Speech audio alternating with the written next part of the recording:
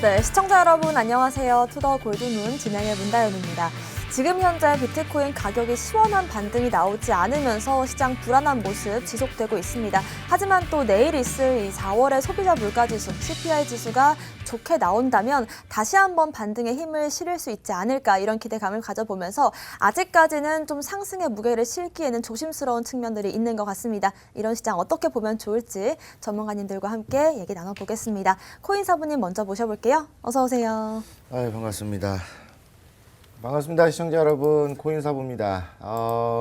저번 주에도 이제 한 번 나오고 이번 주에도 일주일 만에 좀 나왔는데 제가 이제 나올 때마다 시장이 좀 안 좋아요. 그래서 좀 어떤 말씀을 좀 드릴까, 또 이제 뭐 그냥 너무나도 안 좋은 시장에서 그냥 뭐 힘내자, 뭐 으쌰으쌰 하자, 뭐 이런 말만 한다고 해서 실제로 힘이 나는 건 아니잖아요. 뭐 이제 코인이라든지 이런 것들이 좀 실제로 반등을 해야 뭐 힘이 나는 건데, 제가 봤을 때는 이제 이 하락이 거의 끝났다라고 좀 보고 있어요. 그래서 그 이유라든지 앞으로의 어떻게 흘러갈지에 대한 전망들 오늘 방송을 통해서 말씀을 드릴 테니까 오늘 방송도 끝까지 시청해 주시기 바라겠습니다. 네, 방송 끝까지 함께 하시면서 향후 전망들 짚어보시길 바라겠습니다. 코인 한수님 모셔볼게요. 어서 오세요. 네, 반갑습니다. 네, 안녕하세요. 반갑습니다. 코인 한수 전문가입니다. 저는 자주 나오는데 자주 나올 때마다 시장이 안 좋아가지고 어떤 말을 말씀을 드려야 될지. 일단은 시장이 이제 어제 조금 올라가면서 조금 희망을 보신 분들이 있으셨을 텐데, 아무래도 그런 약반등 혹은 어제 같은 경우는 이제 바이더 딥이 될 수 있겠죠. 그런 부분 가지고 반등이라고 이제는 말씀드리기 어려운 또 그런 시장인 것 같아요. 한 번에 그런 상승 캔들 가지고는 조금 어렵다. 앞으로 더 쭉쭉쭉 이어가야 되는데 그 부분이 언제가 나올지 모르겠지만 그 부분 잘 캐치하셔서 저희 투더 골드문과 함께 하시면은 그 부분 정확히 찝어드리고 수익을 볼 수 있도록 제가 좀 노력해 드리도록 하겠습니다. 네, 언제를 또 반등의 시작으로 볼 수 있을지 그 정확한 시점 잡아가시길 바라겠습니다. 일단 시장의 악재들부터 체크를 해보겠습니다. 코인사부님. 이 지금 코인 시장에 제가 저번에도 계속 이제 말씀을 드렸는데, 뭐 이렇다 할 악재, 그러니까 이제 뭐 코인이 뭐 너무 안 좋다, 또는 뭐 또 제재를 가한다, 뭐 제도적으로 이런 부분들은 지금 현재 없거든요. 근데 시장 자체가 내려가는 것은 여러분들도 아시겠지만 뭐 전쟁, 여기 좀 가장 크고, 그 다음으로 진행되는 게 바로 이제 금리입니다. 그래서 이 금리 얘기를 계속적으로 좀 해드릴 수밖에 없는데, 뭐 전쟁이야 뭐 딱히 해드릴 수 있는 말이 없어요. 뭐 푸틴 얘기야 뭐 해봤자 뭐 합니까? 우리 뭐 별 상관없고, 이제 금리에 대한 부분들이 우리의 직접적인 이제 생활과 연관이 있고, 이런 부분들을 좀 알면은 좋은 것들이기 때문에 좀 말씀을 드립니다. 금리 자체는 이제 계속적으로 상승을 하고 있어요. 여러분 아시겠지만 이 금리가 지속적으로 좀 계속적으로 상승하고 있고, 이러다 보니까 심리 자체가 계속 변하고 있다. 특히 어떤 심리가 변하고 있냐면 이 투자에 대한 심리가 계속적으로 좀 변하고 있다라고 좀 보시면 될 것 같습니다. 지금 이 부담감이 점점 커지고 있어요. 제가 저번에 어떤 말씀을 드렸냐면, 예를 들어서 이제 그 집을 사는데 이 담보대출을 받았다고 합시다. 그러면 이 담보대출을 받으면 이 금리 자체가 변동이 돼요. 또는 이제 뭐 2년 고정금리 했다가 3년은 뭐 변동금리 뭐 이렇게 하는 경우도 많고, 왜냐면 이제 그런 부분이 조금 더 유리하기 때문에. 그래서 그렇게 진행을 하는 사람들이 대부분이었는데, 지금 변동금리 쪽으로 넘어갈 때쯤 지금 금리가 폭등을 하고 있단 말이에요. 그래서 예를 들어서 뭐 60만 원 내던 이자 돈이 갑자기 120만 원이 됐고, 그 120만 원, 그러니까 2배로 뛰었던 게 몇 개월 전이에요. 한 3개월, 4개월 전. 지금은 더 올랐겠죠. 그래서 120만 원에서 한 180만 원 정도, 160만 원 정도까지 올랐습니다. 그러니까 금리 자체가 계속적으로 오르고 있는 거예요. 그러니까 예전에 내가 60만 원을 이자 돈을 내고 만약에 나머지 100만 원 정도는 내가 투자를 했다고 한다면, 지금 그 돈까지도 다 이자 돈으로 나가는, 그러니까 점점 소비를 줄일 수밖에 없는 상황이 나오는 겁니다. 자, 그런데 소비를 줄일 수는 없잖아요. 왜냐면 고정 소비가 있기 때문에, 고정비가 있기 때문에 그런 부분들을 이제 줄일 수는 없으니까 뭐에서 빼냐면 투자했던 자금들을 또 회수하기 시작합니다. 그래서 제가 그때 말씀드렸던 것처럼 이런 이 악순환의 반복. 그러니까 투자금 회수를 하면 결국엔 떨어질 거잖아요. 그럼 그 차작 떨어지고, 그럼 나도 회수를 해야 되나? 이러면서 또 회수를 하고, 그럼 더 떨어지니까 이 공포 심리가 또 자극이 되면서 나도 팔고 너도 팔고 막 우리가 다 팔아버리니까 갑자기 뚝 빠지고 거기다가 러시아 우크라이나 전쟁 이야기 또 나오면 한 번 더 빠지고 이런 상황이 지속적으로 나와주는 겁니다. 근데 여기서 또 엎친 데 덮친 격으로 지금 아파트값, 그러니까 집값이라고 하면 될 것 같은데 집값이 지금 계속적으로 내려가고 있고 매물은 점점 쌓이고 있어요. 그리고 팔리지가 않고 있습니다. 이게 가장 중요한 게 뭐냐면 이 아파트 같은 경우, 부동산 같은 경우에는요, 만약에 예를 들어서 만약에 10억을 주고 샀다. 근데 12억이 됐어. 그럼 2억 올랐잖아요. 와, 그럼 2억 수익이다. 이게 아니라 집은 팔려야 현금이 되는 거예요. 그죠? 근데 이 주식 같은 경우에나 뭐 코인 같은 경우에는 내가 그래도 좀 더 싸게 팔 수는 있거든요. 조금 더 손해긴 하지만 가격은 내려가지만 실시간이기 때문에 조금 더 싸게 팔아서 현금을 유동화시킬 수 있다. 하지만 부동산은 팔려야 현금이 되는 거예요. 그렇기 때문에 이 부동산에 있던 자금들이 계속적으로 묶여버리면서 이 자본시장에서의 이 유동성이 점점 이 말라가고 있다. 그러니까 꽉 막혀 있는 거예요. 그러니까 뭔가 답답하다. 그 약간 그 명절 때 고속도로 같은 느낌? 예, 이게 언제 뚫릴지도 모르고 이런 한 치 앞도 안 보이는 그냥 앞에 차만 보고 있는 그런 답답한 느낌이라고 좀 보시면 될 것 같습니다. 그러다 보니까 지금 2022년 만에 이 취업률이 최고초로 이제 올라왔다고 하거든요. 그러니까 청년 취업률이 올라갔다는 얘기예요. 그럼 이게 좋은 거 아닌가라고 생각할 수 있겠지만 이게 지금은 안 좋은 거라고 좀 보여져요. 왜냐하면 물론 취업을 해서 뭐 경제 활동을 하고 돈을 벌면 그게 또 이제 막 이렇게 활성화가 되고 좋은 거긴 하지만 이 코인 시장이 엄청나게 붐이 일었을 때, 그러니까 작년 말부터 해서 막 해서 막 엄청나게 상승이 있었을 때 있었잖아요. 그때 여러분도 아시겠지만 이 청년들이 취업을 안 했습니다.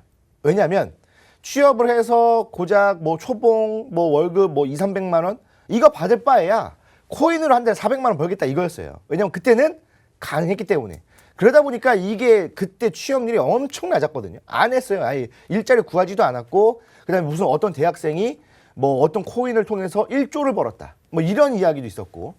근데 그게 사실 전 국민 중에 한두 명이거든요.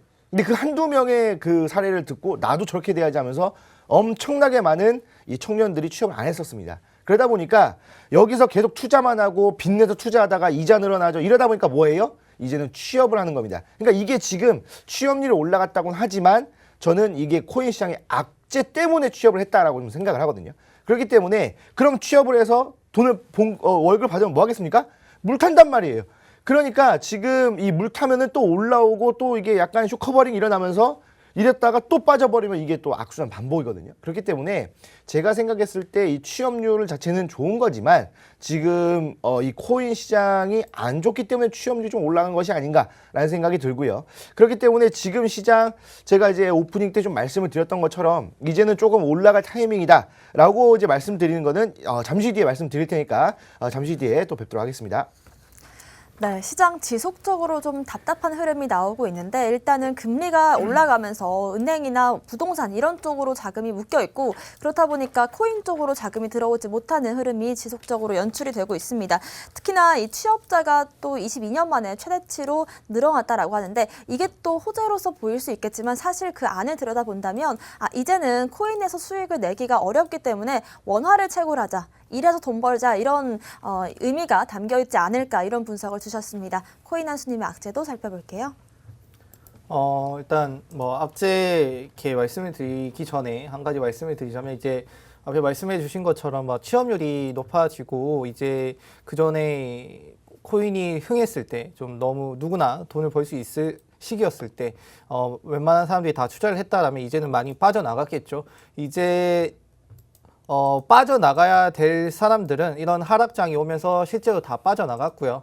이제 살아남은 자들의 이제 시장이 된 것 같습니다. 이제 진정한 이 암호화폐 시장을 좀 바라보고 이걸 투자에 대한 가치가 있다고 생각하시는 분들이 남아서 이 시장을 이끌어가는 모습이 나타나지 않을까 저는 좀 그렇게 생각을 하고 있습니다. 바로 악재로 넘어가 보도록 할게요.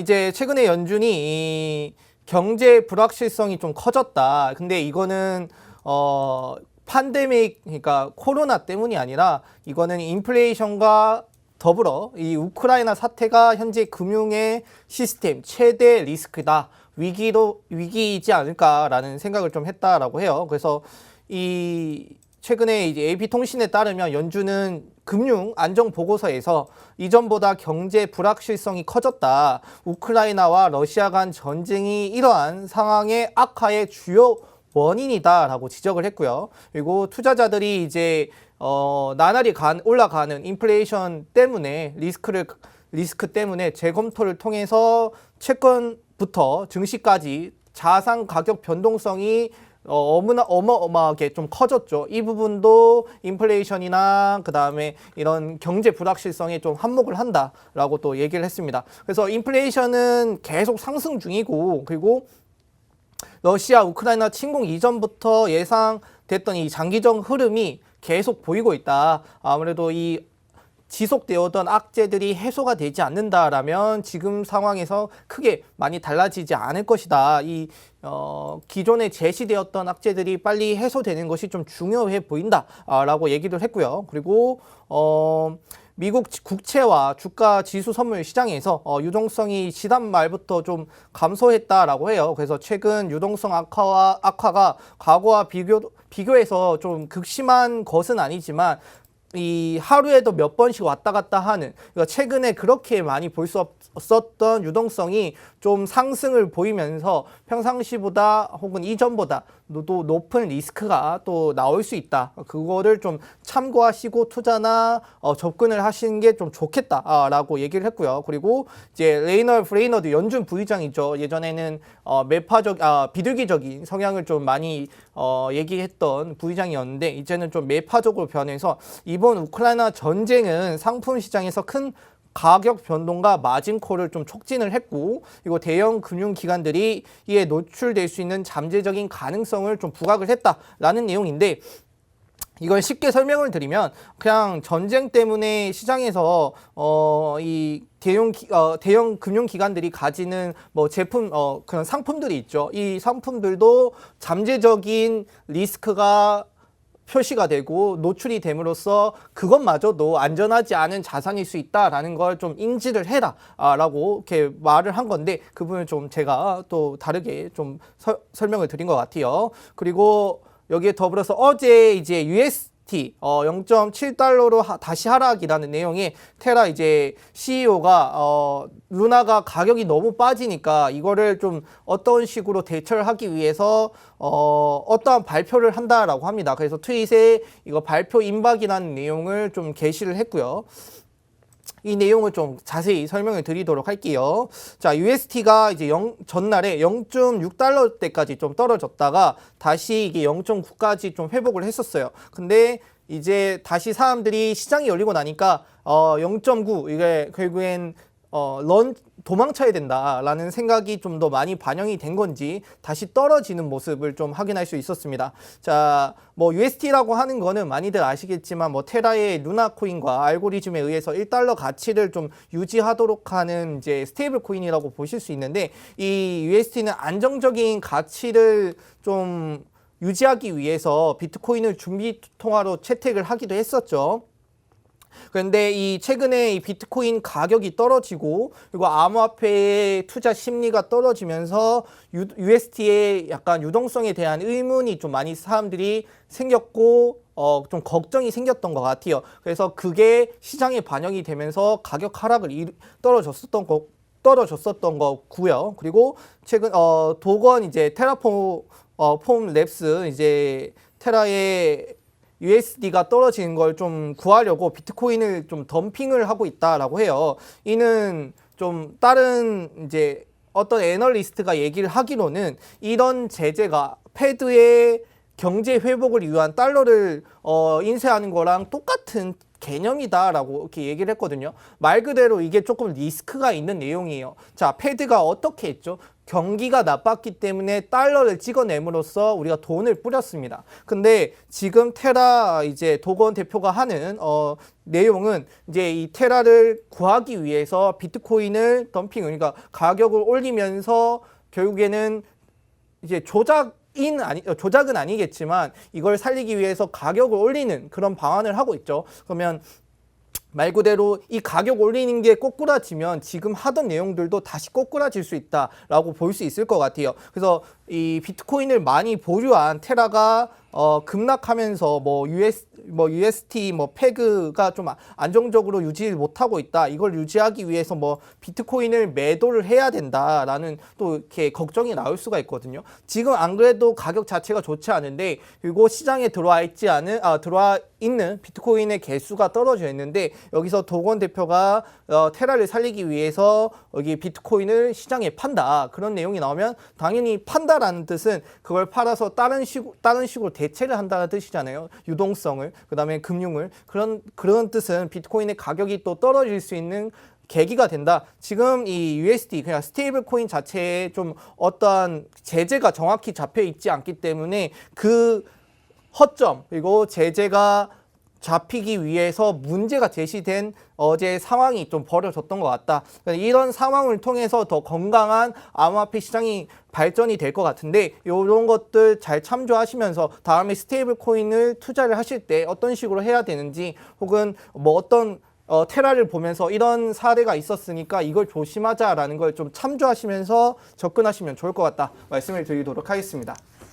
네, 연준에서도 이제는 경제 불확실성이 커졌다라는 걸 인정하는 모습인데요. 특히나 이 인플레이션이 심해지고 있고 또 전쟁 리스크도 여전히 공존하고 있기 때문에 이런 부분들에 있어서 우리가 위험성이 해소되지 않는 이상은 이 시장이 좀 폭발적으로 상승하기는 좀 어렵지 않을까 이런 생각이 드는 것 같고요. 일단은 지금 계속해서 테라와 루나 관련한 이슈로 좀 시끄러운 모습인 것 같습니다. 일단 스테이블 코인이다라고 한다면 1달러의 가치가 고정되어 있어야 하는데 이 1달러가 아닌 0.7달러까지 내려갔다라는 게 굉장한 좀 충격을 주고 있는 것 같습니다. 여기에 관련해서 루나 역시나 이 차트를 보시면 아시겠지만 정말 그 무서운 하락세를 보이면서 50% 넘는 하락이 며칠 사이 나왔습니다. 이런 부분들을 좀 본다면 스테이블 코인 관련해서도 앞으로 규제나 이 리스크 부분이 좀 해소돼야 시장이 좀 안정적으로 갈 수 있지 않을까 이런 생각이 드는 것 같습니다. 오늘의 호재들도 살펴볼게요. 코인사부님. 지금 그 비행기 값이 엄청나게 오른 거 알고 계시죠? 그래서 지금 예전에 100만 원이라고 한다면 지금 200만 원 정도는 줘야 비행기 표를 구할 수 있다고 합니다. 그만큼 뉴스에서는 보복 여행이다 이렇게 좀 나와주고 있는데 이제 코로나라든지 이런 것들이 조금 이제 그냥 위드 코로나라고 하고 있다라고 좀 보시면 되겠죠. 그것이 맞다면 당연히 외국에서도 한국으로 오는 비행기표가 엄청나게 비싸다라고 좀 보시면 되겠죠. 그래서 지금 이제 한국으로 들어오는 비행기가 거의 다 이제 만석이고 퍼스트 클래스라든지 이런 쪽도 다 매진이 돼가지고 지금 이 한국으로 들어오려고 하는 외국인들의 숫자가 엄청나게 많다라고 지금 현재 예상이 되고 있습니다.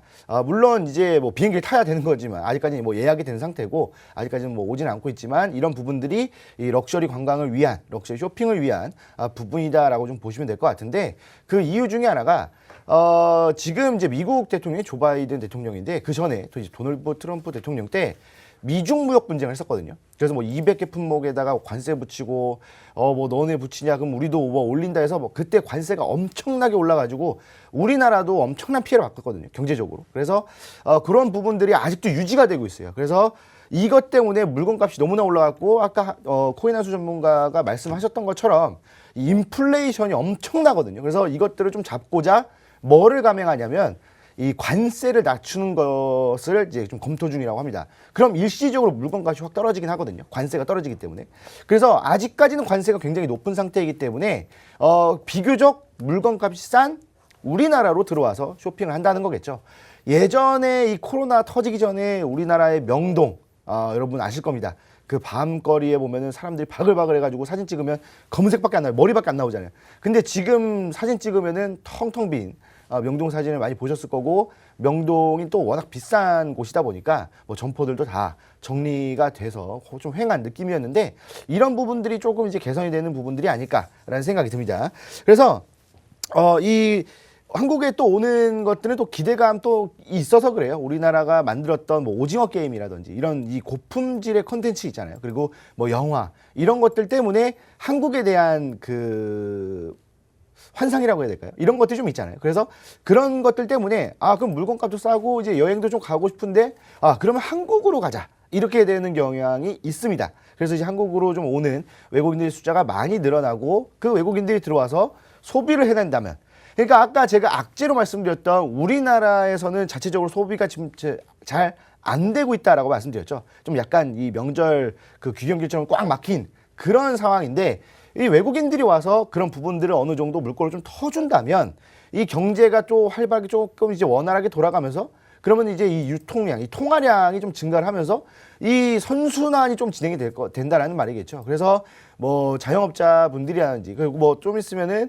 뭐 자영업자나 뭐 소상공인분들, 뭐 손실 뭐 관계, 그다음에 업종 관계없이 뭐 600만 원 정도 뭐 또 지원을 한다라고 또 이야기가 나왔었는데, 그런 부분들까지 또 존재를 한다라고 한다면 이 통화량이 증가한다는 게 중요한 거거든요. 그렇다고 한다면 이 금리에 대한 부분들, 그다음에 인플레이션에 대한 부분들, 이런 부분들이 어느 정도는 좀 완화가 되고 좀 낮아지겠다.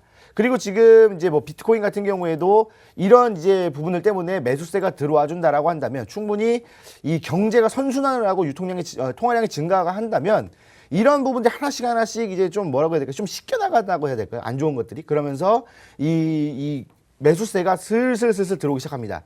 이 사람들이 원래 이제 그 정말 배고프고 막 춥고 이러면은 뭐 투자 생각 안 나요. 이 투자를 하는 사람들은 그래도 어느 정도는 이제 먹고 살만한 사람들, 그러니까 굶어 죽지 않는 사람들 하거든요. 하긴 합니다. 조금 뭐 부족하긴 하더라도. 그래서 그런 사람들이 어느 정도 좀 생계가 조금 나아진다라고 한다면, 그럼 이자에 대한 부분이 조금 부담이 덜해진다라고 한다면, 당연히 그 부분만큼 투자 시장으로 이 매수세가 들어오는 건 당연합니다. 그렇기 때문에 지금 굉장히 낮은 가격대라고 저는 생각이 들어요. 그래서 조금 있으면은 또 이제 지지라인 때 좀 잘 잡아주고 매수세가 좀 들어온다라고 한다면 충분히 반등을 해서 우리가 조금 원하는 가격대로 좀 올라가지 않을까라고 말씀을 드리겠습니다. 네, 이제는 또 엔데믹 시대로 들어서면서 이제 해외여행도 풀리고 우리나라 입국도 많이 좀 규제가 완화되고 있습니다. 여기에 따라서 관세를 낮추자 이런 움직임들도 나오고 있는데요. 특히나 그동안 좀 위축됐던 경제가 다시 한번 살아날 수 있는 기회로서 작용할 수 있을 것 같습니다. 코인한수님의 오늘의 호재도 살펴볼게요. 네, 오늘 호재는 일단은 오늘 이제 9시 반에 소비자 물가 지수가 또 발표가 되기도 하죠. 이 부분을 또 신경을 안 쓸 수 없는 부분이기 때문에, 자, 이 발표가 되면 어느새 이제 약세장이 또 끝나지 않을까라는 또 기대감이 좀 나올 것 같아요. 그래서 많은 분들이 이제 비트코인의 상승 터닝 포인트가 오늘 이 CPI 발표이지 않을까라는 얘기가 나오고 있어요. 지금 이제 비트코인 가격 자체는 이제 연중 최저치로 떨어졌죠. 그래서 약세장이 최저치까지 왔다라는 뜻은 그 전에 저희가 보시면 이렇게 이어지는 것 같아요. 최저치를 찍고 올라갔으면 그 최저치까지 떨어질 가능성이 있다. 그러면 만약에 지금 그 최저치를 넘고 또 내려왔다라면 그 전 최저치를 봐야겠지만 그 전 최저치는 너무나 먼 과거에 있는 가격이죠. 그러면 최근 그 하락이 거의 끝일 무렵일 수도 있다. 지금 이제 연중 최저치를 찍었기 때문에 이게 마무리가 될 수 있는 가능성도 있다라고 생각하는 분들이 있는 것 같아요. 제가 어제 이제 돈나무 언니 캐시우드를 얘기를 했던 것 같아요. 그런데 이제 아크 인베스트먼트의 CEO인 이제 캐시우드가 최근에 유튜브 채널에서 새로운 자산군인 암호화폐는 나스닥과 유사한 흐름을 보여서는 안 된다. 근데 지금 보여지고 있다. 커플링이 되고 있고 같은 흐름으로 가고 있다. 제가 어제 이제 S&P 500이랑 상관관계가 한 0.89 정도, 뭐 거의 0.8 정도 된다라고 말씀을 드렸던 것 같아요. 그 부분이 실제로 이어지고 있는데, 지금은 이제 상관관계가 높지만 이런 약세장일 때는 그런 상관관계가 웬만한 코인들 다 비슷해진다. 웬만한 자산들, 그러니까 웬만한 투자할 수 있는 부분들이 다 그런 식으로 맞춰지고 있기 때문에 이거는 거기까지 왔다. 그러니까 나스닥이 약세장 마무리까지 왔고, 만약에 비트코인이 약세장 마무리까지 왔다라는 뜻은 이 약세장이 끝나고 이제 상승 전환으로 할 가능성이 있다라는 부분이 되기도 한다라고 이렇게 말을 했거든요. 그래서 그 부분을 가지고 조금 더 뭐 오늘 저녁까지 한번 지켜보시면 어떤 방향성이 나올지 좀 더 자세하게 나올 것 같기도 하고요. 그리고 캐시우드는 여기서 더 얘기를 하자면 자기는 이제 45년간 이런 투자 사업을 해왔다라고 해요. 근데 지금 같은 좋은 기회는 본 적이 없다. 블록체인을 비롯한 이제 파괴적인 혁신 시장은 현재 약 10조 달러 규모인데 이게 2030년에는 210조 달러에 이를 것이다. 이렇게 전망을 한다라고 얘기를 했습니다. 최근에 이제 돈나무 언니가 좀 약한 모습을, 좀 힘든 모습, 또 못 맞히는 모습을 보이고 있는데 이번에는 좀 맞춰주면서 우리 암호화폐 시장이 앞으로는 좀 빛나는 모습을 좀 한번 기대해보자 라는 얘기를 말씀을 드릴 수 있고, 이거 앞에 CPI가 어느 정도 둔화될 가능성이 있다라는 부분이 있어요. 많은 이제 전문가들이나 기관들이 이제 저번 달이죠. 저번 달 8.4%의 이 소비자 물가 지수가 거기가 피크점이고 이제부터는 조금 떨어질 가능성이 있다. 그래서 둔화가 확인될 것으로 전망이 되고, 이는 시장의 우려가 좀 완화시킬 가능성이 있다. 이렇게 내다보고 있습니다. 다만 여기서 중요한 점이 뭐냐면 지금 비트코인의 가격이 약간 3만 달러 좀 또 부근까지 또 떨어지고 있죠. 그게 아니라 이게 또 횡보를 통해서 약상승을 통해서라도 한 3만 3천 달러는 좀 회복을 해줘야 이 가능성이 좀 더 높아질 것 같다라고 말을 했습니다. 그리고 이제 여기에 더불어서 암호화폐 시장이 좀 이제 그 전에 말씀을 드렸던 것처럼 이제 시작이다라고 많이 말씀을 드렸어요. 왜냐면 가격과는 별개로 이제 뒤에서는 뭐 이렇게 계속 뭔가 벌어지고 있고 개발을 하고 있는데 뭐 이렇다 할 게 없잖아요. 근데 그 부분을 이제는 어떤 투자자는 이렇게 말을 했던 것 같아요. 과거에 인터넷이 나왔을 때 좀 비슷한 상황에 처져 있다. 그때 보면 이제 암호화폐가 과거 쓸모없는 수많은 스타트업들이 사라졌던 2000년대 초반 있죠. 인터넷 사업과 같은 단계를 겪고 있다. 지금에서 암호화폐가 너무 많죠. 이 부분에서 사라질 암호화폐는 사라지고요. 그 다음에 이렇게 뭐 걸러낼 걸 걸러내면서 인터넷 시장이 발달했던 것처럼 암호화폐 시장도 이렇게 산통을 겪으면서 상승할 가능성이 있다. 그때와 같은 모습을 보이고 있다라고 좀 말을 했던 것 같아요. 이제 암호화폐는 뭐 NFT, 뭐 디파이, P2E 등에서 여러 다양한 모습을 좀 보이고 있잖아요. 이 부분이 인터넷이 발달했던 그때보다는 더 오히려 상황이 좋은 상태로 또 발달할 가능성이 있다라고 좀 내다본 것도 있고요. 그리고 여기에 더해서 뭐 NFT 얘기는 하니까 이제 어제 말씀을 드렸다시피 이제 인스타그램이 NFT를 프로필 사진에 도입한다라고 했었잖아요. 그게 이번 주부터 또 도입이 된다라고 합니다. 그래서 현지에서는 이번 주 내내 이제 테스트를 통해서 NFT가 잘 활용이 될 수 있도록 좀 이제 테스트를 하고 있고요. 그 다음에 이제 인스타그램과 개인 지갑을 연동할 수 있도록 시스템을 꾸린다라고 합니다. 그러면 여러분들도 나중에 시간이 조금 지나고 나면 이 인스타그램과 지갑을 연동을 해서 여러분들이 가지신 NFT를 뭐 인스타그램에서 또 뽐낼 수 있는 그런 계기가 오고 있다. 점점 우리가 많이 사용하는 곳에서 우리가 알게 모르게 발전이 오고 있고 다가오고 있고 침투하고 있기 때문에 조금만 더 기다리시면 이래서 암호화폐를 하는구나. 우리가 보이지 않았던 암호화폐의 가치가 이로써 기업을 통해서 발전을 통해서 여러분들한테 다가오고 있다라고 아시면 될 것 같습니다.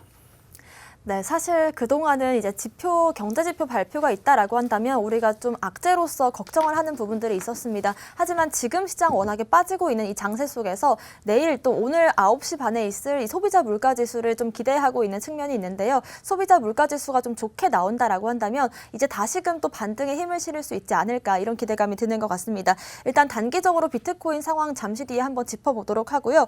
그리고 또 억만장자인 마크 큐반도 암호화폐 시장이 지금 현재 인터넷의 초기 단계와 비슷하다. 그렇기 때문에 앞으로 더 무궁무진하게 발전할 수 있다라는 말을 하면서 이 앞으로의 강세장에 힘을 실어주는 모습이었습니다. 그리고 또 실제로 NFT 관련해서도 인스타그램이 이번 주부터 NFT 프로필 서비스를 시작을 하면서 정말 실생활에서 좀 더 빠르게 접목되고 있다라는 점들 체크해 보시면 좋을 것 같습니다. 오늘의 이슈들 살펴봤고요. 저희는 잠시 뒤에 코인콕으로 돌아오겠습니다.